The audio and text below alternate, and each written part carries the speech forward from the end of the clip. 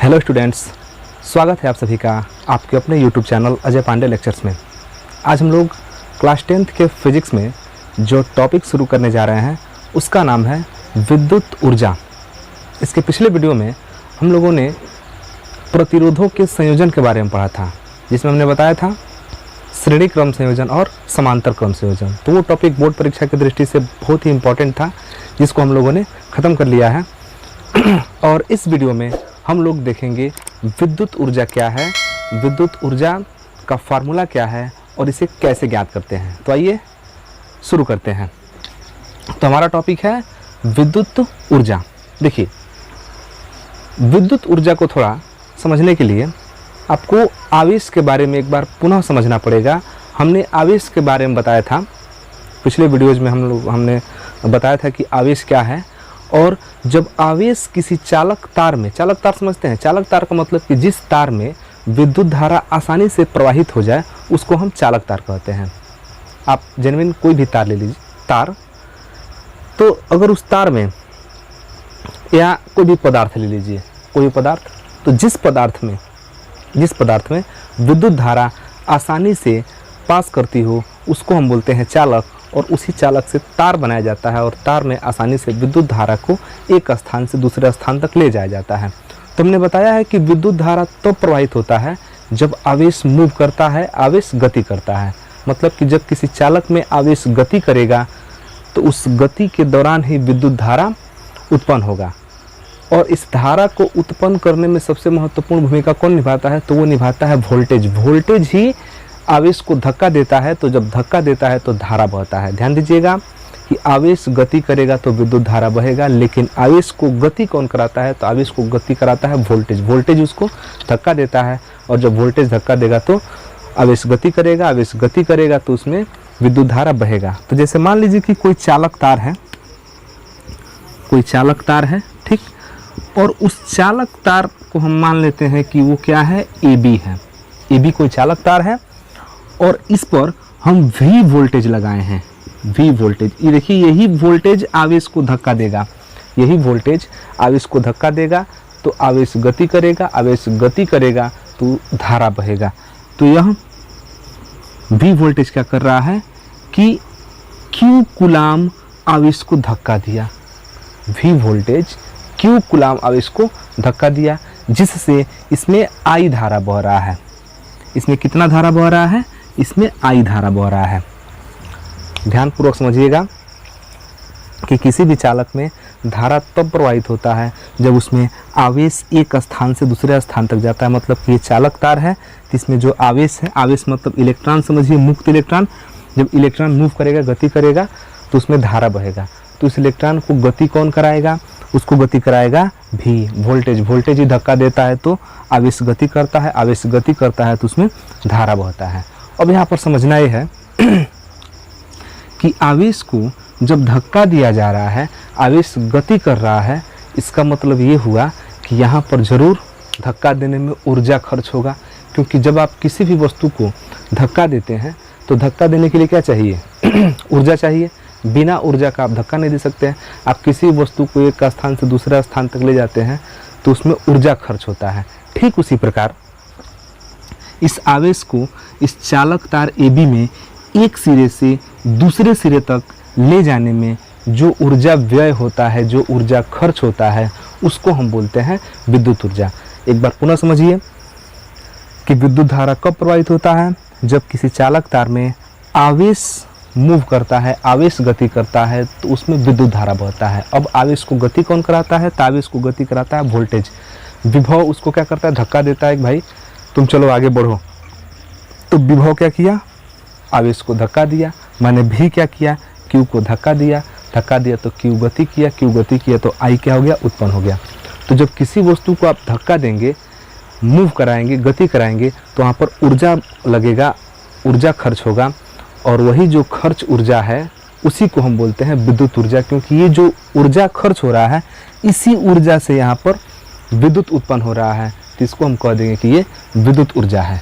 तो यहाँ पर हमने विद्युत ऊर्जा का डेफिनेशन लिखा है। देखिए, किसी चालक में विद्युत आवेश को प्रवाहित होने से किसी चालक में विद्युत आवेश प्रवाहित होने से, माने कोई चालक है, ये चालक तार हो गया, इसमें है विद्युत आवेश है जो Q है, ये प्रवाहित होगा माने गति करेगा। प्रवाहित होने से जो ऊर्जा व्यय होती है उसे विद्युत ऊर्जा कहते हैं। बहुत सिंपल है, किसी चालक में आवेश को जो है आप प्रवाहित कराइए, गति कराइए, तो उस गति कराने के लिए जितना ऊर्जा खर्च होता है उसको हम बोलते हैं विद्युत ऊर्जा।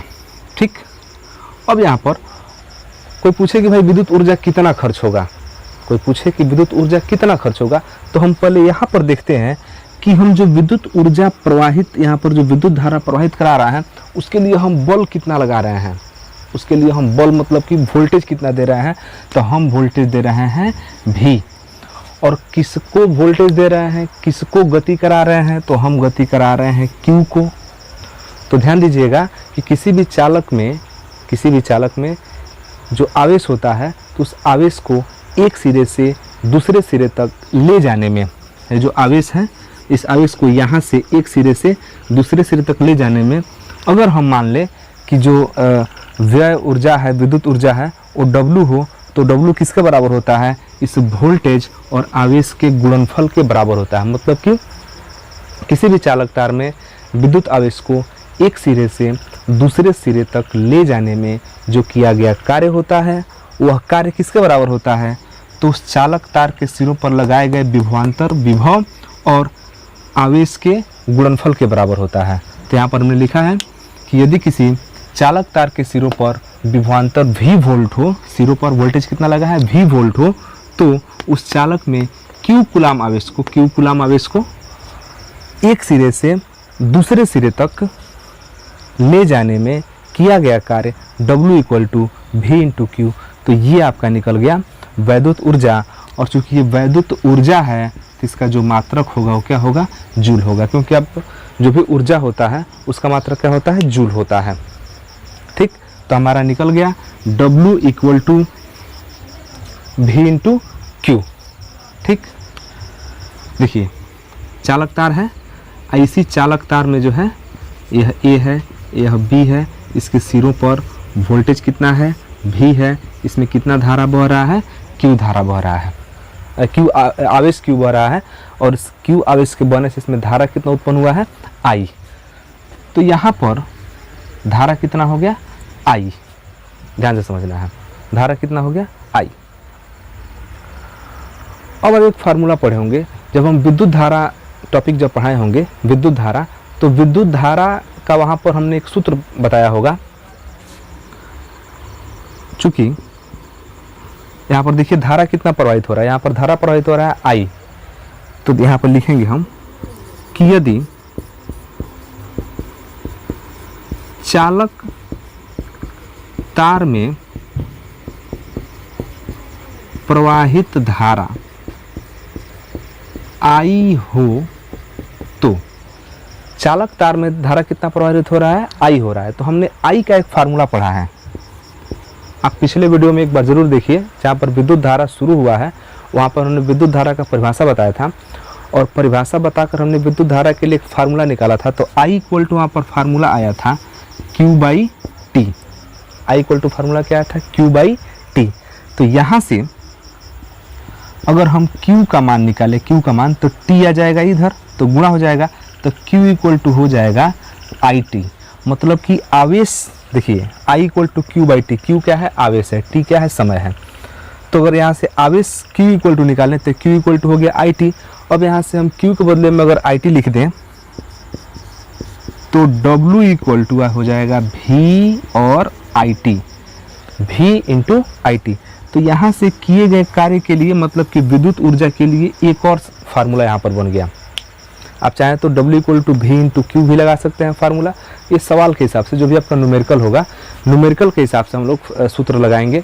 अगर मान लीजिए कि विद्युत ऊर्जा पूछ रहा है और वोल्टेज और आवेश दिया है तो V × Q लगा लेंगे। अगर उसमें विद्युत धारा दे दिया है, मान लीजिए Q नहीं दिया है, विद्युत धारा I दिया है, T दिया है, तो आप W = VIT लगा लेंगे, तो सूत्र के हिसाब से लगाया जा सकता है। अब मान लीजिए कि जब ये चालक तार है, तो चालक तार है तो इसका कुछ ना कुछ प्रतिरोध होगा। तो यदि हम मान लेते हैं कि इसका प्रतिरोध कितना है, R है, यदि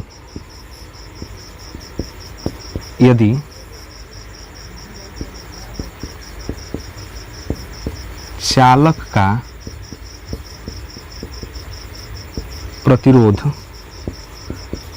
R हो तो देखिए हम मान लेते हैं चूंकि चालक है तो इसका कुछ ना कुछ प्रतिरोध होगा, तो यदि इसका प्रतिरोध R है तो ओम का नियम यह कहता है तो V equal to I R, ये ओम का नियम कहता है V equal to I R. ध्यान दीजिएगा V equal to I R. तो अब यहाँ पर यदि V के बदले में आप आई आर रख दें, V के बदले में क्या रख दें आई आर, तो ध्यान दीजिएगा W इक्वल टू V के बदले में क्या रख दिए आई आर रख दिए, और पहले से I इंटू टी है, I इंटू टी है, मतलब W इक्वल टू निकल गया I into I square R T, तो W का एक और सूत्र निकल गया I square R T, I square R T. ठीक,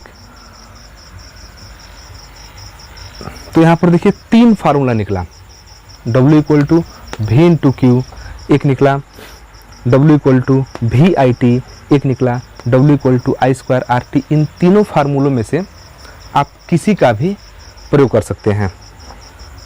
चलिए एक और देखते हैं।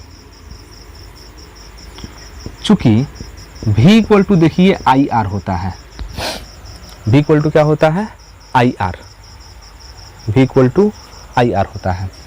तो अगर आप यहाँ से I का मान निकाल दें तो I का मान देखिए क्या निकलेगा V बाई आर, I का मान निकला V बाई आर। तो बस हम यहाँ पर I के बदले में क्या रख देंगे V बाई आर रखेंगे, तो एक और फार्मूला बनेगा विद्युत ऊर्जा के लिए। W इक्वल टू देखिए I के बदले हम रख रहे हैं V बाई आर, तो यहाँ पर I स्क्वायर है, तो I स्क्वायर है तो ये हो जाएगा V स्क्वायर बटे R square, R into T, R into T. तो एक R से एक R कट गया, क्या मिल गया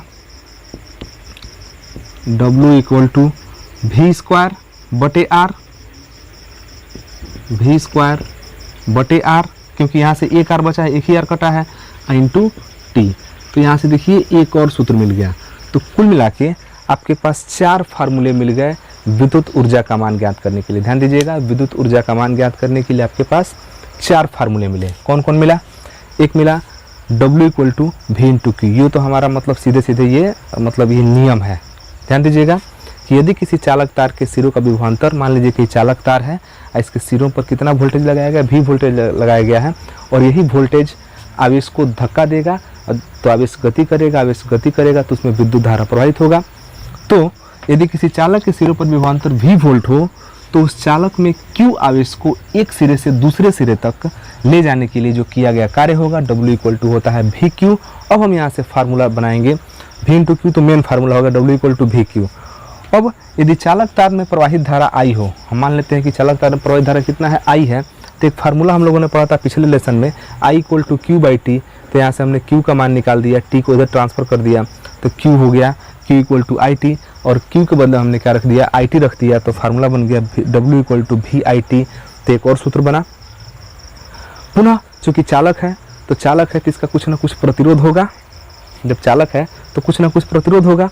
तो हम यहाँ मान लिए कि यदि चालक का प्रतिरोध R हो तो ओम का नियम कहता है कि V equal to I R, और यहाँ से हमने क्या किया कि V के बदले में आई आर रख दिया, तो V के बदले में आई आर रखा तो ये आई आर हो गया, और आई टी पहले से मौजूद है, आई टी पहले से मौजूद है, तो आई और आई स्क्वायर आर और ये टी। तो यहाँ से W के लिए विद्युत ऊर्जा के लिए एक और सूत्र मिला। ठीक, ध्यान दीजिएगा विद्युत ऊर्जा है लेकिन फिर भी हम इसको W से ही दिखा रहे हैं। इसका एक मुख्य कारण है, हम यहाँ डेफिनेशन में लिखे हैं ना कि किसी चालक में विद्युत आवेश प्रवाहित होने से व्यय, जो ऊर्जा व्यय होती है उसी को हम विद्युत ऊर्जा कहते हैं। तो यहाँ पर जो व्यय विद्युत ऊर्जा है उस ऊर्जा को हम किससे दिखा रहे हैं? W से दिखा रहे हैं, क्योंकि यहाँ पर देखिए जब आवेश को एक सिरे से दूसरे सिरे तक ले जाएंगे तो ले जाने में जो किया गया कार्य है वही तो व्यय विद्युत ऊर्जा है। आवेश को एक सिरे से दूसरे सिरे तक ले जाने में जो किया गया कार्य है वही व्यय विद्युत ऊर्जा है, इसलिए इसको हम W से दिखाए हैं क्योंकि ये कार्य के बराबर है। ठीक, तो W इक्वल टू हो गया आई स्क्वायर आर टी। अब चूंकि पुनः ओम का नियम होता है V equal to I R, और यहाँ से अगर I का मान हम निकालें तो R चलाएगा नीचे, I equal to V by R. ठीक, V बाई आर, और बस इस आई का मान v/r हम उठा के यहाँ रखेंगे, तो आई के बदले में v/r रखेंगे। तो चूंकि आई का स्क्वायर है तो v का भी स्क्वायर हो जाएगा और नीचे r का भी स्क्वायर हो जाएगा। तो आई के बदले में हो गया v²/r² और इंटू आर टी, एक आर से एक आर कट गया तो एक आर बचा, तो v²/r, ये आर कट गया, ये टी बच गया, टी बच गया। तो ये हुआ आपका 4 फार्मूला किसके लिए, विद्युत ऊर्जा के लिए। मात्र किसका क्या होगा, जूल होगा। तो आप इसका एक बार स्क्रीनशॉट ले लीजिए।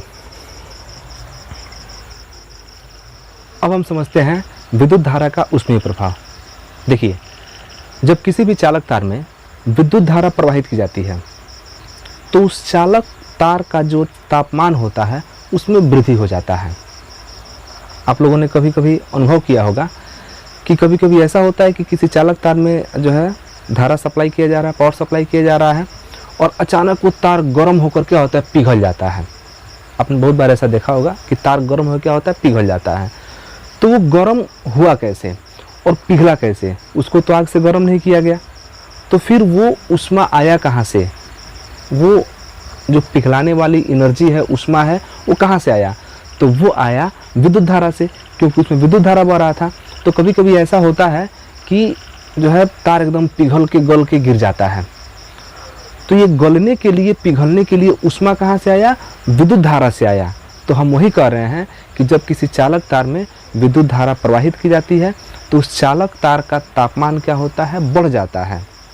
आप जितने भी घर में तार यूज करते हैं जिसमें विद्युत धारा प्रवाहित होता है, तो उस चालक का तापमान, जो हम इसे मान लीजिए कि चालक तार है और उसमें करंट नहीं है, तो उस समय का टेम्परेचर और जब उसमें करंट फ्लो हो रहा है, धारा बह रहा है, तो उस समय का टेम्परेचर थोड़ा सा बढ़ा हुआ होता है। लेकिन कभी कभी ऐसा भी हो जाता है कि वो टेम्परेचर इतना ज़्यादा बढ़ जाता है कि तार को क्या करता है, गला देता है। तो जब तक तार नहीं गल रहा है तो हम लोग को ऐसा लग रहा है कि धारा बहने से उसका तार का टेम्परेचर बढ़ता ही नहीं है, लेकिन ऐसा नहीं है। जब भी किसी चालक तार में विद्युत धारा प्रवाहित किया जाता है तो चालक का जो टेम्परेचर है, तापमान है, वो हल्का सा बढ़ जाता है। और वही जब ज़्यादा बढ़ता है तो तार गर्म होता है, पिघल जाता है, और बहुत कम बढ़ता है तो हम लोग को अनुभव भी नहीं होता है। तो उसको जब चेक किया जाता है, नापा जाता है, तो पता चलता है। तो यही जो घटना है कि जैसे किसी चालक तार में धारा प्रवाहित किया गया और उस चालक तार का टेम्परेचर क्या हो गया, बढ़ गया, तो ये धारा प्रवाह के कारण चालक तार का जो तापमान बढ़ने की जो घटना है, इसी घटना को बोलते हैं विद्युत धारा का ऊष्मीय प्रभाव। क्योंकि यहाँ विद्युत धारा से ही ऊष्मा उत्पन्न हो रहा है, तो इस घटना को बोलते हैं विद्युत धारा का ऊष्मीय प्रभाव। क्योंकि आप लोगों ने देखा होगा बहुत बार जो है तार में जो है हाई वोल्टेज करंट आता है तो वो तार गल जाता है, क्योंकि वहाँ पर धारा तो बह रहा है, तार का टेम्परेचर बढ़ा हुआ है, लेकिन इतना ज़्यादा धारा हो गया कि उस तार का टेम्परेचर और बहुत ज़्यादा बढ़ गया, बहुत ज़्यादा बढ़ गया, बस तार क्या हो गया, गल गया। तो वहाँ पर जो ऊष्मा आया गलाने के लिए, वो कहाँ से आया, वो आया विद्युत धारा से। तो जो विद्युत धारा से ऊष्मा आया, इसका मतलब कि विद्युत धारा कहीं से ना कहीं से ऊष्मा को उत्पन्न कर रहा है। तो इसी घटना को हम बोलते हैं विद्युत धारा का ऊष्मीय प्रभाव। माने विद्युत धारा क्या किया, अपना ऊष्मा वाला प्रभाव दिखा रहा है, तो इसको बोलते हैं विद्युत धारा का ऊष्मीय प्रभाव। ठीक, इसका डेफिनेशन समझिए।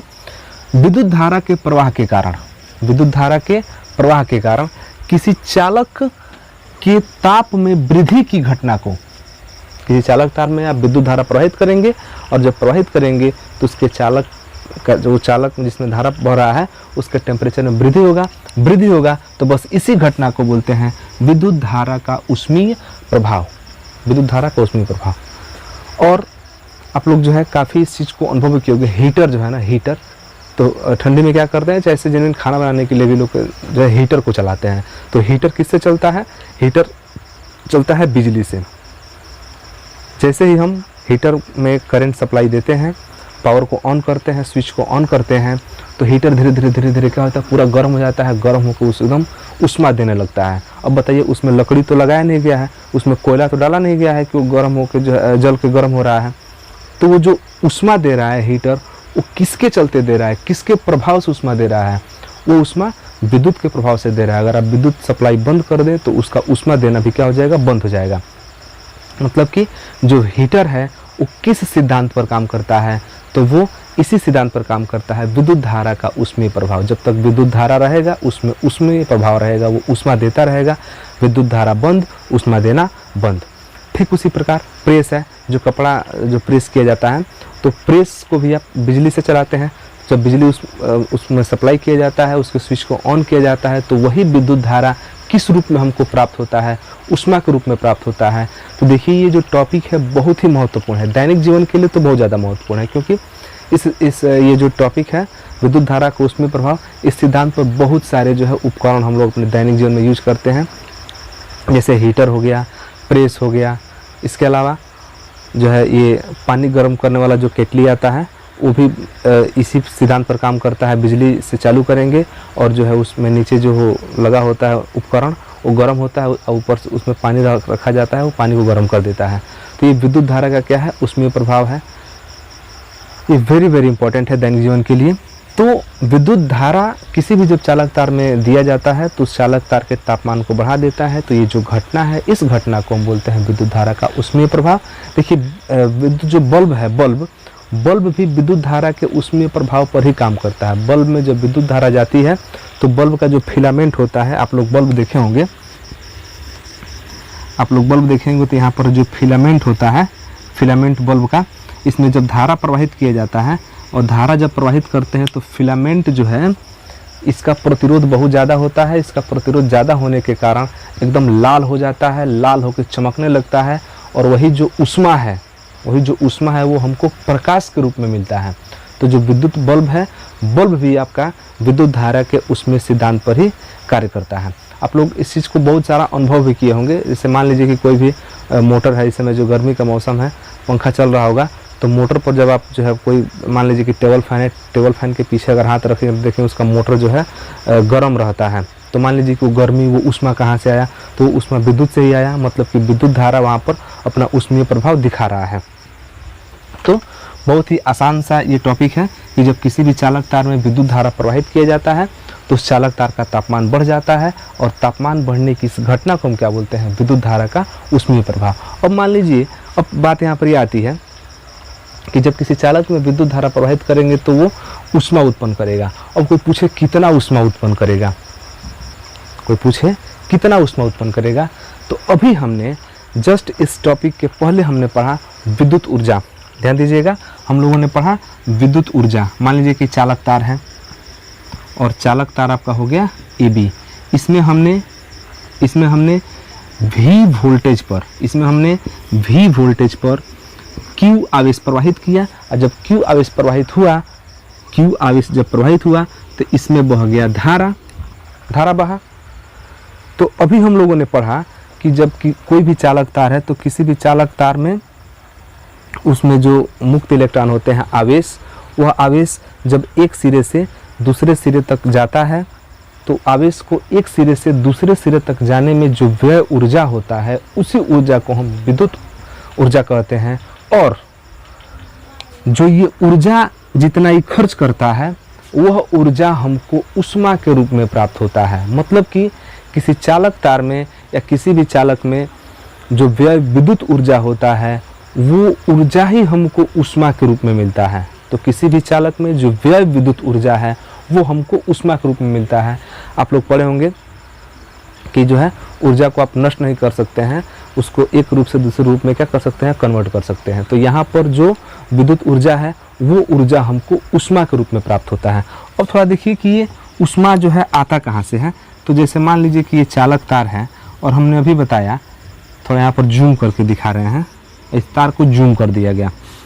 तो इस तार में जो चालक है इसमें आवेश होंगे और आवेश किस रूप में होगा, तो आवेश इलेक्ट्रॉन के रूप में होगा। तो इसमें बहुत सारे इलेक्ट्रॉन मौजूद हैं, मुक्त इलेक्ट्रॉन मौजूद हैं।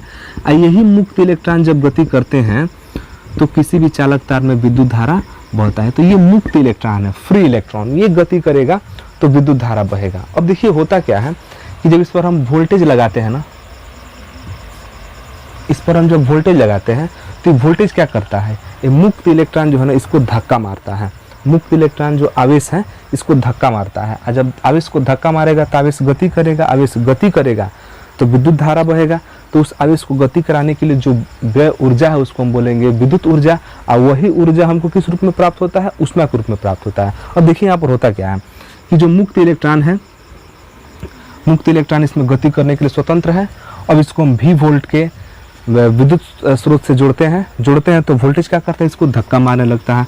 धक्का मारेगा, ये गति करना चालू करेगा, और जब ये गति करना चालू करेगा तो मान लीजिए कि अंदर तो खाली स्थान है नहीं, है तो मुक्त इलेक्ट्रॉन है ना, इसमें बहुत सारे परमाणु मौजूद हैं। मान लीजिए कि जिसका वो चालक तार बना है, लोहा का है, चाहे एल्यूमिनियम का है, चाहे कॉपर का है, तो उसका परमाणु उसमें होगा ना, है तो मुक्त इलेक्ट्रॉन है। मुक्त इलेक्ट्रॉन तो गति कर रहा है तो परमाणु उसका होगा।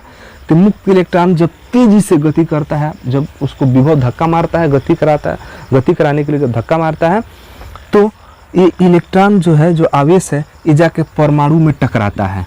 और जब परमाणु में टकराता है तो ये गति करके गया है, इसके पास कौन सा ऊर्जा है, गतिज ऊर्जा है। ये जाके टकरा गया और टकराया, बस सारा अपना ऊर्जा उसको दे दिया, और जैसे ही टकराया ये तुरंत गर्मा जाएगा, तुरंत गर्म हो जाएगा। और जब गर्म होगा तो बस वही ऊष्मा हमको, वही जो गर्म हो रहा है वही हमको बाहर मिलेगा। तो इसीलिए हम कहते हैं कि जब चालक तार में विद्युत धारा प्रवाहित किया जाता है तो वहाँ से हमको ऊष्मा प्राप्त होता है, उसका तापमान बढ़ जाता है। बढ़ने का मुख्य कारण क्या है, मुक्त इलेक्ट्रॉन जाके उस चालक की जो परमाणु है, परमाणु में टक्कर मारता है। तो टक्कर मारने से उसका वो अपनी ऊर्जा परमाणु को देता है, और जब परमाणु को ऊर्जा मिलेगा उसको क्या हो जाएगा, गर्म हो जाएगा, और वही हमको ऊष्मा के रूप में मिलता है। तो उसको हम कहते हैं विद्युत धारा का ऊष्मीय प्रभाव। और इस सिद्धांत पर काम करने के लिए ये विद्युत बल्ब हो गया, प्रेस हो गया, हीटर हो गया, ये सारा का सारा विद्युत धारा के उसमें सिद्धांत पर ही कार्य करता है। ठीक, अब कोई पूछे कि भाई जब विद्युत धारा प्रवाहित किया जा रहा है तो ऊष्मा उत्पन्न हो रहा है, तो वो ऊष्मा कितना उत्पन्न हो रहा है, तो ध्यान दीजिएगा कि किसी भी चालक तार में विद्युत धारा प्रवाहित करने पर उसमें उतना ही ऊष्मा उत्पन्न होगा जितना कि उसमें विद्युत ऊर्जा व्यय होगा। मतलब कि चालक तार में विद्युत धारा प्रवाहित करने पर जो व्यय ऊर्जा है वही विद्युत ऊष्मा के रूप में प्राप्त होता है। तो यहाँ पर लिखा जा सकता है कि चालक में उत्पन्न ऊष्मा उसमें धारा प्रवाह के दौरान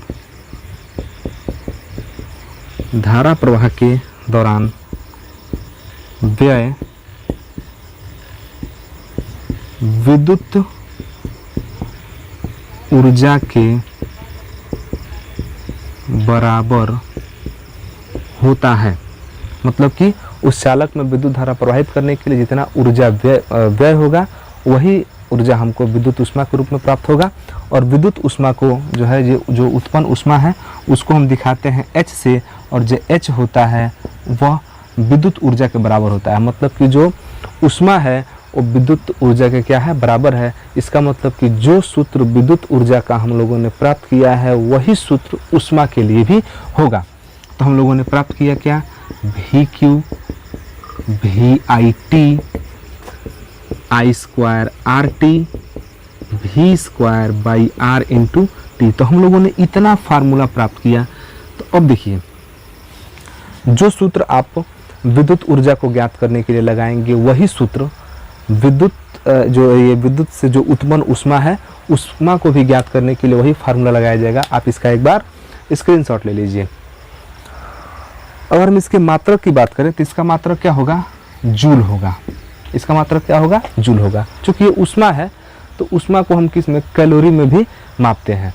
तो यदि आप इसको कैलोरी में नापना चाहते हैं तो जो भी आपका W निकलेगा, जो भी आपका W होगा, जहाँ विद्युत ऊष्मा जितना भी जूल निकलेगा उसमें हम क्या कर देंगे कि 4.18 से या 4.2 से भाग कर देंगे तो E निकल जाएगा किस में, कैलोरी में। तो ये अब आपके ऊपर डिपेंड है। इस ऊष्मा को चाहे तो आप जूल में लिखिए, अगर देखिए डायरेक्ट फार्मूला इसका उपयोग करेंगे तो ये निकलेगा जूल में। और जितना निकलेगा, मान लीजिए कि 10 जूल मान लीजिए निकला, 10 जूल निकला, इस फार्मूले पर हमने रखा तो 10 जूल निकला।